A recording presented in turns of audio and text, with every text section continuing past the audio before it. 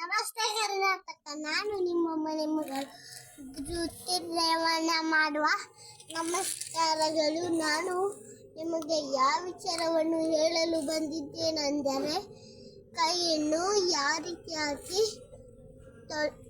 ಕೈಯನ್ನು 3 ನಿಮಿಷ ಕೈಯನ್ನು ತೊಳೆಯ ವಿಧಾನವನ್ನು ಹೇಳಲು ಬಂದಿದ್ದೇನೆ. ಊಟಕ್ಕಿಂತ ಮುಂಚೆ 4 ನಿಮಿಷ ಕೈಯನ್ನು ತೊಳಿಬೇಕು.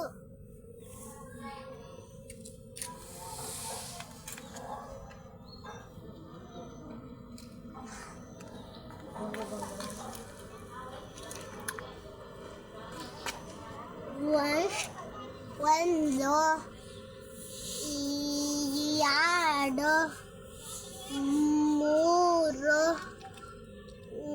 4 5 6 7 8